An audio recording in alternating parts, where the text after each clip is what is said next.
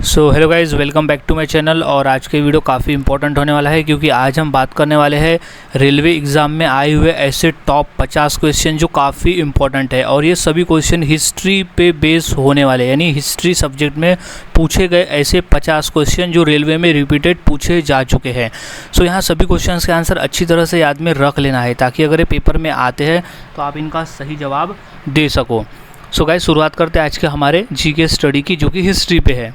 सो सबसे पहला प्रश्न है, हड़प्पावासी किस वस्तु के उत्पादन में सर्वप्रथम थे? ये क्वेश्चन आरआरबी 2003 में पूछा गया था। सो इसका सही जवाब हो जाएगा ऑप्शन नंबर सी, कपास। हड़प्पावासी कपास वस्तु के उत्पादन में सर्वप्रथम थे। सो राइट आंसर इज कपास। अगला सवाल है, सिंधु सभ्यता के घर किससे बनाए जाते थे? क्वेश्चन आरआरबी यानी रेलवे 2004 के पेपर में ये क्वेश्चन पूछा जा चुका है। सो इसका सही जवाब है ऑप्शन नंबर ए, ईंटों से। सिंधु सभ्यता के घर ईंटों से बनाए जाते थे। अगला सवाल, मोहनजोदड़ो कहाँ स्थित है? सो इसका पेपर में आया हुआ है, आरआरबी 2003 के पेपर में क्वेश्चन पूछा जा चुका है। सो इसका सही जवाब है ऑप्शन नंबर बी, सिंध में। मोहनजोदड़ो स्थित है सिंध में, जो कि अभी पाकिस्तान में स्थित है। अगला सवाल है, सिंधु सभ्यता में वृहत स्नानागार कहाँ पाया गया है? सो इसका पेपर में आया हुआ ये आरआरबी 2005 में। सो इसका सही जवाब है ऑप्शन ए, मोहनजोदड़ो में। सिंधु सभ्यता में वृहत स्नानागार मोहनजोदड़ो में पाया गया है। अगला सवाल है, सिंधु सभ्यता का पत्तन नगर यानी बंदरगाह कौन सा था? क्वेश्चन आरआरबी 2005 में पूछा गया ये प्रश्न है। सो इसका सही जवाब है option number B, Lothal. Sindhu सभ्यता का पत्तन नगर लोथल था। अगला सवाल, हड़प्पा सभ्यता का सर्वप्रथम खोजकर्ता कौन था? आरआरबी 2003 का ये प्रश्न पूछा गया है। सो इसका सही जवाब है option number D, Dayaram Sahni. Harappa सभ्यता का सर्वप्रथम खोजकर्ता था दयाराम साहनी। गाइस, ये मोस्ट इंपॉर्टेंट प्रश्न है। ये आरआरबी यानी रेलवे के अलावा और भी एग्जाम में ये क्वेश्चन पूछा गया है काफ़ी बार। सो अच्छी तरह से इसे याद में रख लेना है। अगला सवाल है, मोहनजोदड़ो को किस एक अन्य नाम से भी जाना जाता है? सो आरआरबी 2004 में ये प्रश्न पूछा गया था। सो इसका सही जवाब है ऑप्शन नंबर डी, मृतकों का टीला। मोहनजोदड़ो को मृतकों का टीला नाम से भी जाना जाता है। अच्छी तरह से इसे याद में रख लेना है, क्वेश्चन इंपॉर्टेंट है और ये क्वेश्चन आरआरबी में 2 बार पूछा जा चुका है। अगला सवाल है, भारत में खोजा गया सबसे पुराना शहर कौन सा था? क्वेश्चन आरआरबी 2003 में ये प्रश्न पूछा जा चुका है। सो इसका सही जवाब हो जाएगा option number C, Mohenjodaro. Bharat में खोजा गया सबसे पुराना शहर था मोहनजोदड़ो। अगला सवाल, सिंधु सभ्यता की ईंटों का अलंकरण किस स्थान में मिला है? क्वेश्चन आरआरबी 2005 में ये प्रश्न पूछा गया था।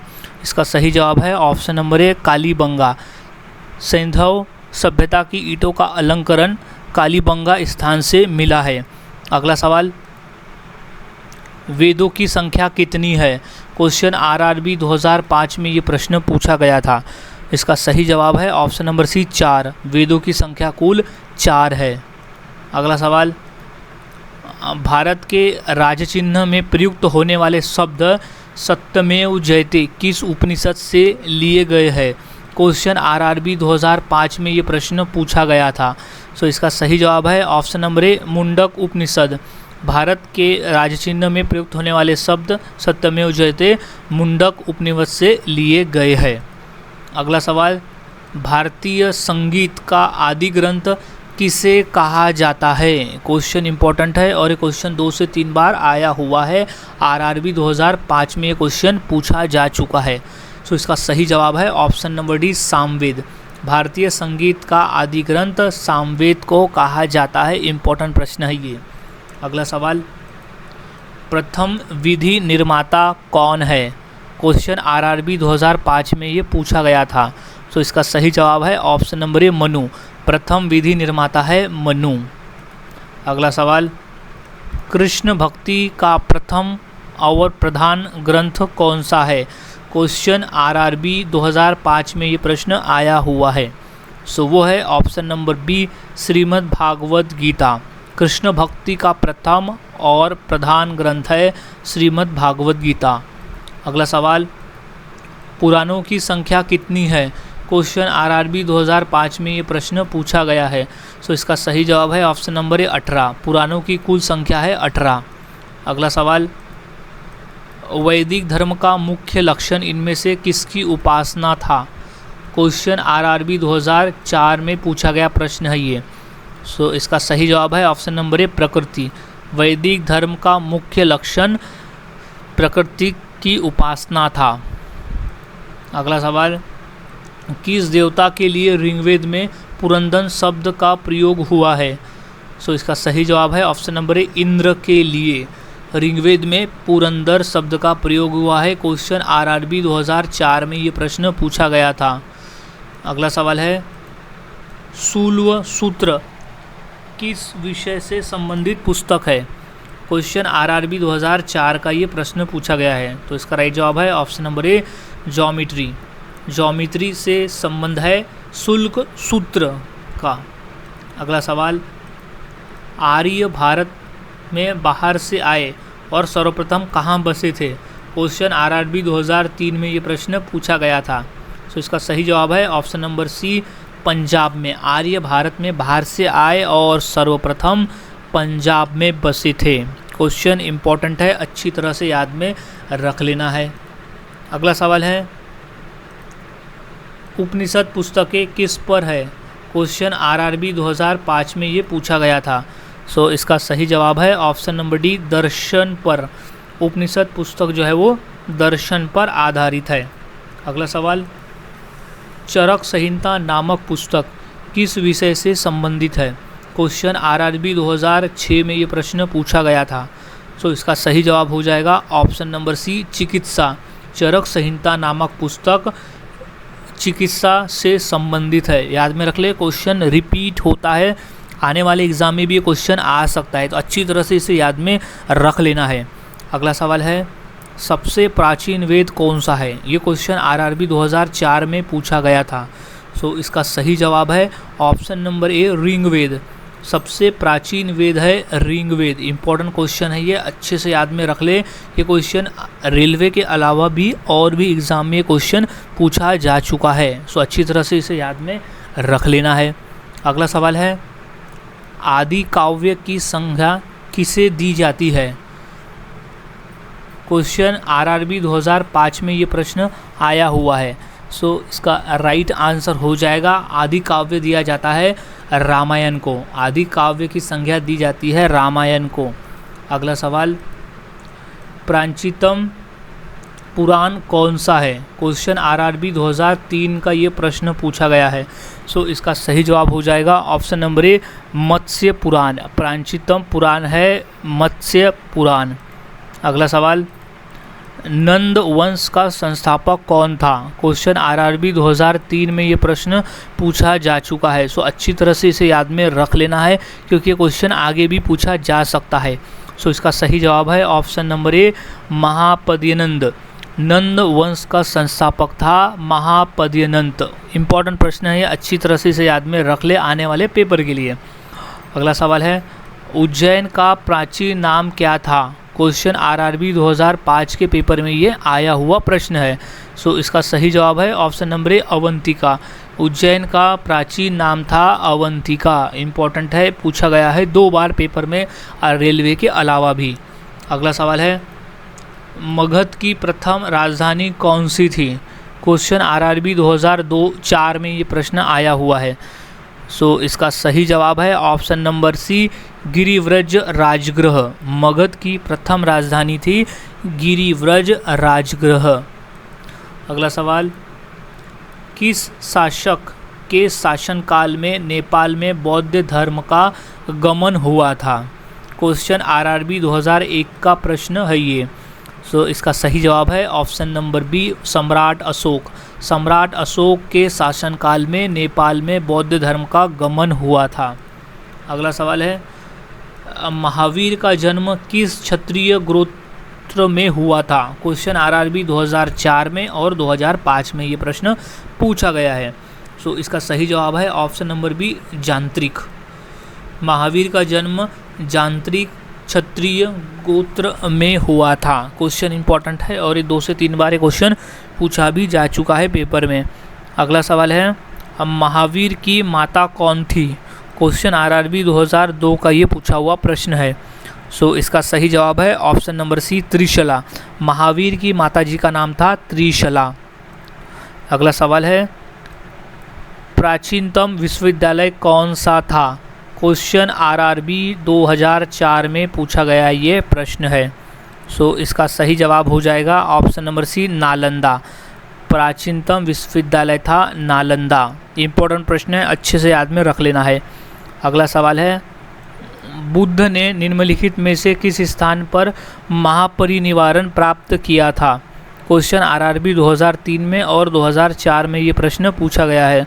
सो इसका सही जवाब है ऑप्शन नंबर ए, कुशीनगर में। बुद्ध ने कुशीनगर स्थान पर महापरिनिर्वाण प्राप्त किया था। अगला सवाल है, किस शासक ने विख्यात विक्रमशिला विश्वविद्यालय की स्थापना की थी? क्वेश्चन पूछा गया है आरआरबी 2005 के पेपर में। सो इसका सही जवाब हो जाएगा option number D, Dharmapal. Dharmapal एक शासक था जिसने विख्यात विक्रमशिला विश्वविद्यालय की स्थापना की थी। अगला सवाल है, महावीर की मृत्यु कहाँ हुई थी? क्वेश्चन आरआरबी 2003 में ये प्रश्न पूछा गया था।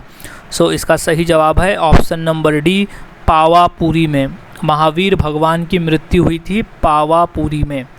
अगला सवाल, मठ और स्तूप किस धर्म से संबंधित है? क्वेश्चन आरआरबी 2005 का ये प्रश्न है। सो इसका सही जवाब है ऑप्शन नंबर ए, बौद्ध धर्म। मठ और स्तूप बौद्ध धर्म से संबंधित है।